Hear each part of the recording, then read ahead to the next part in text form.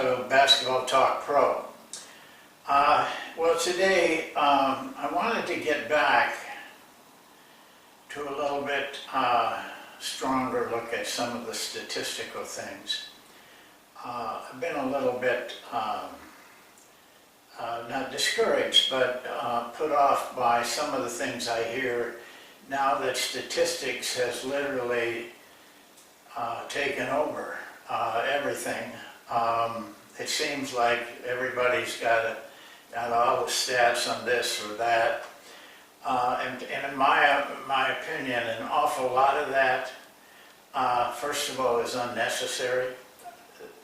Most of the things they're talking about are not usable, not for coaches, not for players. They might be nice, interesting things, for the TVs and stuff like that, but they're beginning to come out with things that they really believe should be a change or should change the game, but it's not going to. There's just so much that you can handle information-wise. It's the essence of simplicity. That's why simplicity is so effective, and simple things are so easily learned and mastered versus complexity. And I think we are badly going into the area that complexity has become more of a thing they want to expose than actual functional use of the statistical data. Well, the title, today is Lombardi's Statistical Genius. Maybe a hard name or title to figure out, because when I show you what Lombardi did, which I think is what a coach should be doing, it's going to be very simple. There isn't much to it at all. There's not going to be any long formulas up here or anything like that. What I'm going to give you is very, very simple, but it's what Lombardi did. You can read about it in that book, Run to Daylight. They do a great job of covering that, because you see, at the time that Lombardi was doing it, nobody was doing it. He began to see, and he was, stood out because of that with the writers and the people. He was bringing what they called the brain to the game, versus just going out and beating each other up. But what he did, though, is something that we got to really look at, and I would like to lay it out for you the best that I can, because this is what I think you should do, and this is what I think will make you a better coach, and this is what I think will make your team better. This is the kind of information that you need, but it isn't fluff. It's essential, and that is what Lombardi was. Above and beyond everything else, that's what he was. Those two words, simplicity and essentials. You see the statement up above of Lombardi's. If it isn't purposeful, it's a distraction. Now, you think about that, and that's really true. But why would you want to live a life or spend a day doing things that aren't purposeful? But most of us do. And to a great extreme. He had the mental ability to live by that statement. He dug down to what was really essential. No fluff, nothing, no superlatives, nothing that particularly stood out, and then he took his players and repeated it and repeated it and repeated it endlessly until they were absolute masters of what they did on the field. And thus, he had these great winning years. He didn't have a lot of them, but he won the title, the NFL title more times. He won 3 in a row, won both Super Bowls he was in. I mean, he just won. But how he learned all of that is what I'm going to show you today. I can't show you in detail. I can just talk to you about it. Basically, he did 3 things. The first thing is, of course, the team, his team, measuring his team, and of course the opponents. And here's how he did it. It was nothing, it was a lot of hard work. The team would play on Sunday, regardless of win or lose, they hardly ever lost. On Monday, the coaches would come, the staff. The players that had treatment would show up from anywhere from 8 to 4 in the afternoon. You know, it was their day off. But the coaches, though, the minute that they could, they had some things to do each morning, they went into a room together, and they put on the projector. But they didn't just sit there and watch it. They all had their, you know, legal pads that they were taking things down on. And then what they did is measured their offense of the game that they just played. And then they measured their defense. They had a way that they did that. It was more complicated in football than in basketball because of the position of the field. So they had to grade their plays when they were in the midfield or when they were under the 20-yard line, those kind of things.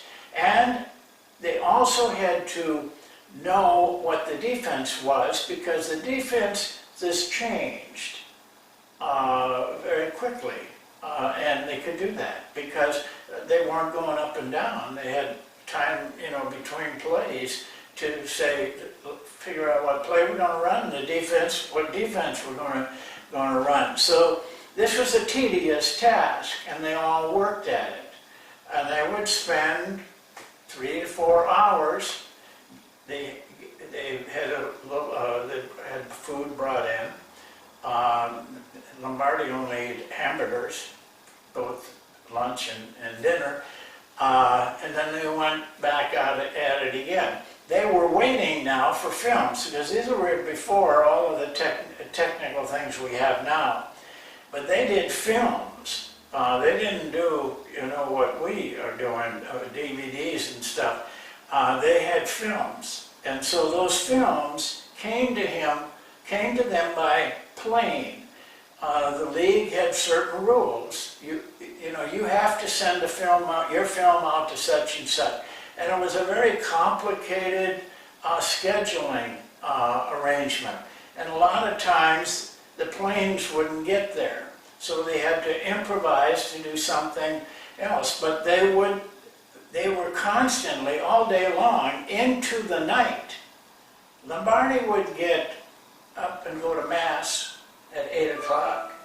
He'd get home like 9, 10 o'clock at night, and then start all over. The next day, after they had gone through their team, then they measured their opponent. And at that time, they split up. The offensive team had the film that showed their defense. The defensive coaches focused in another room on their offense. This is what they did, and they did it all day long and into the night. Their goal was to try to get everything ready by Wednesday so they could give it to the players. The players came on Tuesday but didn't do much. The workout was pretty light. The only thing I didn't like about this system with Lombardi, they never showed the planning of the practice, which would have been interesting. But I knew, you could tell from his reactions that he was getting the information to give to the players. And usually on Wednesday, for the players, it was films. They worked out in the morning, and then they started to go over the opponents on film. And that would be, quite extensive. But this was done every week, all season long. Now, I'm not going to go into a big amount of detail on what they were actually doing on those pads, because I'm not a football coach. I've been around it enough to know, that they were what they were grading. But in our game, we don't have that much confusion in one way. In our game, though, there's no stopping. So it's a little bit different how we grade. We don't have to grade, for example, where they are on the floor and have another grading when they're farther away from the floor. A floor is small enough, speed is up and down enough, so we have to grade a different way. And, I'm not going to go into that either, because that's a very extensive, if you've taken my class, I show all of that.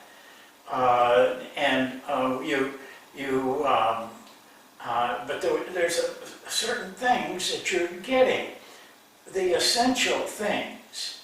And I think we've figured that out. Personally, I think we figured it out 25 to 30 years ago. And have just kept working with it. So the games are different, but the effort and the execution of it are not. This is what you have to do. And you know something? You have to do it yourself.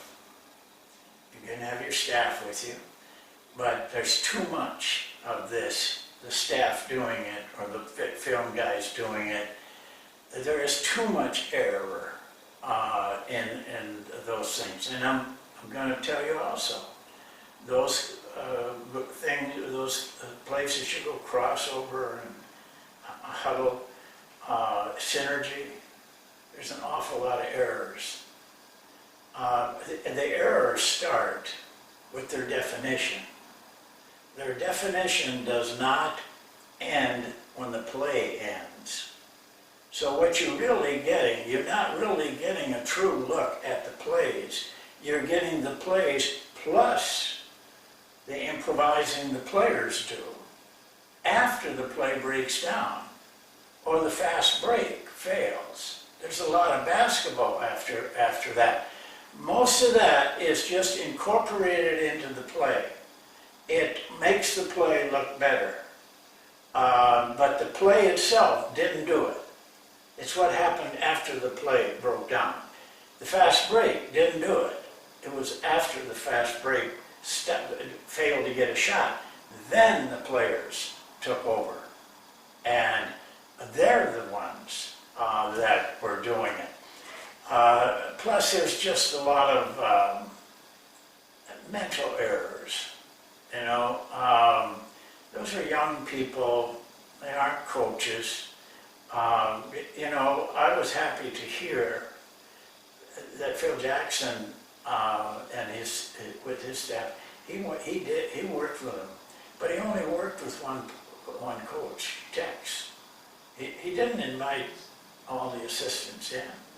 Most of the time it was just those two guys doing, but they did it every game. They had their own method.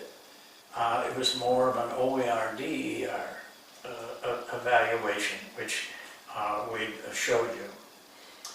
Well then, the second thing up here, I've listed them so you can write them down if you want to, is individual performance. By the way, a lot of the things you're going to hear, you're going to say, well, you do it that way. I tell you where I got it was from Lombardi. When I was a young coach, coaches weren't doing anything. I remember going up to a very well-known coach, and I had been around a long time, and I thought, well, I was searching. How can I learn measure our team's performance and our opponents. I mean, I was really seeking that. And at a clinic, I cornered this guy, and I asked him, I said, how do you, handle your film work? And he said, well, we watch film. I said, that's all you do? He said, yeah, we just watch film occasionally. And I could not get anybody to tell me, here's what we did, here's what we do, because they didn't do anything. And then along came Run to Daylight, and there it was. Everything I was looking for so that I could be a better coach and learn more, help my team more than what the guys were that weren't doing anything. So I really appreciated it. Actually, it was the football coach at the same school I was working at. They gave me the book between my first and second year. Well, you'll recognize the individual. What they did, starting, I think it was Wednesday, they went through the films again. Now they went as a group, and they graded every player on that team on what assignment they had. Now they knew the play, so they knew if a guy missed his block, and they measured it 0 if you missed it, 1 if you did it but not did it very well, and 2 if you did it right. Every week they did that, just like we do or should be doing with our contesting the shots and with controlling the drive, which we think are the 2 essential things in defense. 3 is the defensive rebound. And what they would do then, they would get this chart together. It's a pretty massive amount of work. It wasn't complex. But when you read or talk to those Green Bay Packers players, they really watched what they got, what grade they got. They did not want to hear Lombardi chewing them out when they were watching the film because they missed a block. They fretted over it, and he was bringing out then of those players a passion for doing things right. That's what he did with that. And he had a quaint little thing, I think it was Thursday or Friday, he got them together and they called it Awards Day, and based on that 0, 1, and 2, they had some categories. He would give a reward to it. I think it was $10. It wasn't much, You could do it with, I did it with candy bars when I was in college because you couldn't give players money. So it just was a reward, but those players really took it serious. They wanted that award, and they applauded guys that got it. And I mean, it was a big day for them for $10. That was the second thing he did. Now here's the type of thinking that Lombardi is. The third thing, drafting. And in professional sports, you got to draft, and that's an art in itself. Here's how he did it. So simple. He got a big board, pounded nails in, the same number of nails in the board that how many drafts there would be. Then he bought, you can get them, you still can get them, little round circles that you can write on with a little hole up there that you can put it on a nail. And he would write every player that was draftable, or he would have in his draft, their name and their position. And then he would grade them. The player he wanted most would go number 1. And so on down till, 50, 60 of them up there. And then he just would not do anything else. he would just wait. Whoever, when his turn to draft, which he was always low on it, he knew who was the best player available, because that's the player that was still up there. As they somebody drafted him, he took the thing down, he took him down, and whoever was there, he knew was the best player of the players that were left. That's a very simple way, because if you've ever been in a draft room, it isn't like that. A lot of talk for weeks beforehand. A lot of fake drafts, even between teams. Man, we'd get maybe 3-4 teams and have a mock draft. Always trying to figure out who the other guys were going to take. It just gets complicated and it gets chaotic. I used to sit in those rooms and think, whoa, but Lombardi didn't have any of that. He didn't have to have anybody with him. He knew exactly which player, and he didn't draft by position. He drafted by the best player available. He felt he could find a place for the best player wherever he was. That's the genius of Lombardi. And that's what I'd like to impress you guys with. That you want, first of all, you want to do the work. That's where most of this stops. You don't want to do the work. The second thing then is make it simple, like Lombardi did. And work on essential items, the things that really count. You got to figure that out. Now I'm showing you the essential items in winning. The field goal percentage, and then what I call positive possessions. The combination of steals and rebounds, defensive rebounds. Those are your best possessions. They're the possessions that you'll win with, and that's what your defense has got to give you, and that's what your offense is basically built around.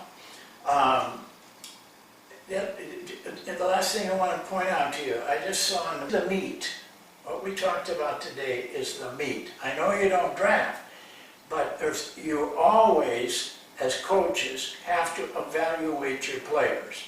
Do it like Lombardi did, and take all the fluff out of it. Well, that's it for today. I just want you to understand the importance of these things. It just makes a lot of difference in how you coach. You'll coach better, trust me.